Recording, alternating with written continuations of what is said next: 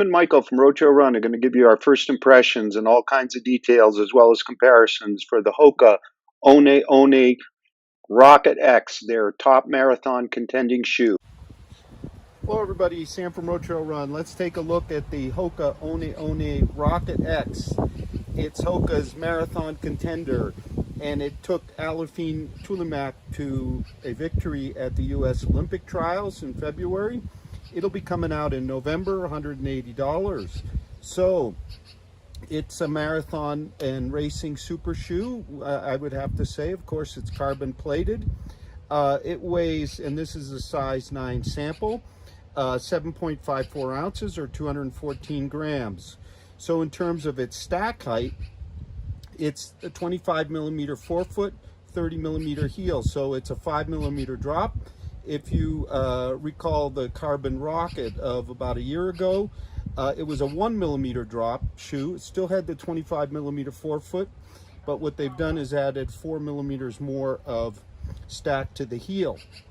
And this appears to be a new foam for Hoka. Not sure what it is exactly. We're going to try them. We're going to have a multi-tester review, of course. So in terms of the outsole, it follows kind of the typical trend now. You see similar kinds of outsoles on the Brooks Hyperion Elite, and to a lesser extent the Adios Pro. So a very simple outsole. You can see some light texturing of the rubberized foam outsole. The midsole foam is called out as Hoka's lightest yet. Let's talk also about the carbon plate. So you can see the glue line there, that layer through there. That's about where the plate sits. So there's cushion above and below the plate. So it isn't bottom loaded like the Asics Meta Racer or the original Vaporfly. So by pressing, I can feel the plate. Narrower at the heel, you can see they're softer because it isn't as wide through the midfoot, and then it widens up towards the forefoot. So that provides some cushion, which is really noticed, and the plate isn't particularly harsh as in some. So in terms of the upper, it's a simple engineered or mesh upper, really. It seems quite similar to the Carbon Rocket. We do have a booty type construction, so your foot's well held. I've tried them on. I haven't run them yet, but the hold is very, very secure. I'm usually an 8.5. This is a 9. Feels maybe a bit long, but so we'll be comparing to a lot of the other super shoes in our full multi-tester review and here on the video later after I try them. Wallenberger, our fastest half marathoner at 107, is going to give you his initial impressions, and then I'm going to come back with the results of my run and more comparisons. Hey guys, Michael here from RoadTrailRun. I'm really briefly going to go through some quick comparisons and thoughts of Hoka's newest racer. This is the Rocket X. On the table here I have On's Cloudbloom, a prototype of Atreyu The Artist, the Adidas Adios Pro, and back here is Skechers Razor Elite. So all some current generation high-end carbon fiber racers that I kind of just wanted to get some thoughts on really quickly. The Rocket X, like I said, is Hoka's newest racer. Sam already went through all the specs. And my feedback is somewhat preliminary at this stage. I haven't run a ton of miles in it. Treadmill workout on Monday, and then just some strides in my backyard. It's a relatively stiff ride. It's not Carbon X level stiff, but it's a firm midsole, and you can see there's almost no flexibility here coming across the forefoot. Kind of in the same vein as comparison number 1, which is On's Cloudbloom. A little bit more minimal here on the Cloudbloom, and a little bit more flexibility actually, but it's still kind of a similarly platform shoe. This is Atreyu's The Artist. This is a prototype, so I don't want to give any final comparisons, but this is actually a really, really soft shoe. Still stiff from that carbon fiber plate that they used here, but the midsole here is just so flexible, and we know this isn't the final midsole material they're going to use, but I think either way it's going to be a softer ride than what Hoka has packed on the Rocket X. My personal favorite right now of the newest generation, still got some paper on them, is the Adios Pro from Adidas. Carbon fiber rods, as you can see here, rather than a plate. This is a really, really fast shoe, really soft midsole, just like crazy pliable, and when you step on it, it just feels like marshmallow, but it's really, really fast. Last on the table here is Skechers Razor Elite. Not allowed to talk too much about it until an embargo lifts, but just kind of wanted to put in the mix to say that we're testing it and we're excited to your full thought soon. Hoka has a very flat outsole here, which is kind of reminiscent of the Adios Pro, if you want to put those two kind of side by side. But I think that you won't have any traction or durability concerns here.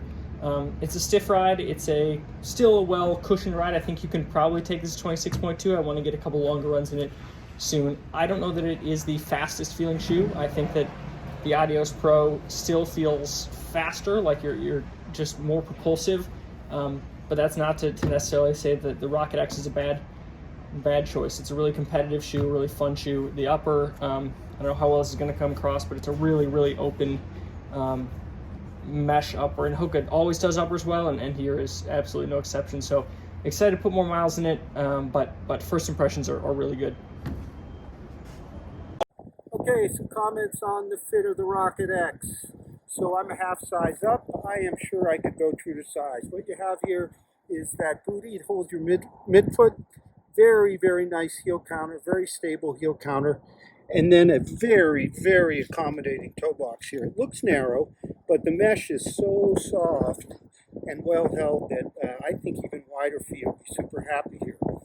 Now, I've been on the rail trail. I was doing kind of one of those tests, where you increase pace from a walk to kind of my aerobic max, and I would say this is the most stable of the super shoes. Very stable heel, very stable forefoot. The ride is super pleasant. No sense of the plate whatsoever here. A very smooth kind of feel to the roll of the plate, the rocker.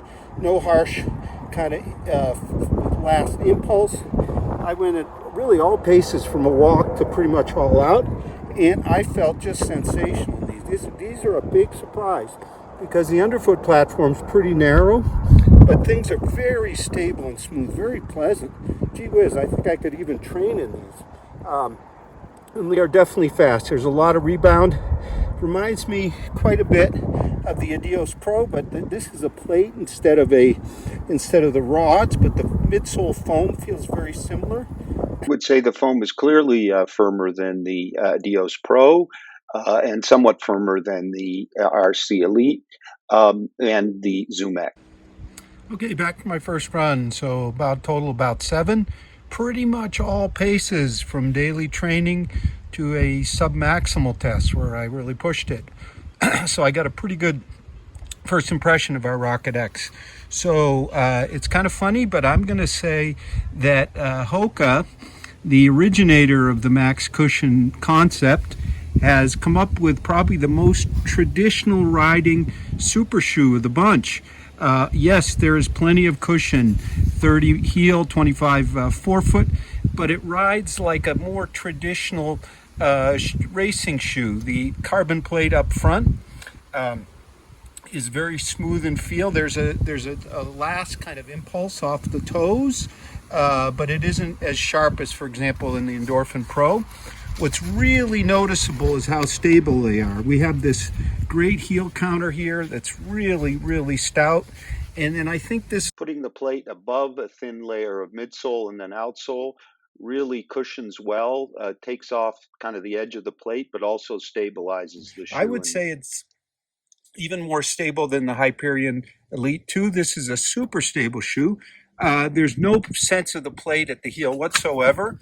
A little bit in the front towards the end of my run, but not really an issue. So what would I compare them to? Well, first, I think they're more like the RC Elite from New Balance and the Adios Pro from Adidas than, say, the Alpha Fly. In terms of the RC Elite, I find the foam here softer, a bit bouncier. The foam here more responsive, a bit more pop, a bit more stable. Over on the Adios Pro, it's such a unique dynamic ride, but for me it clearly isn't as stable. If you see that pronounced bevel and soft cushion plus soft outsole.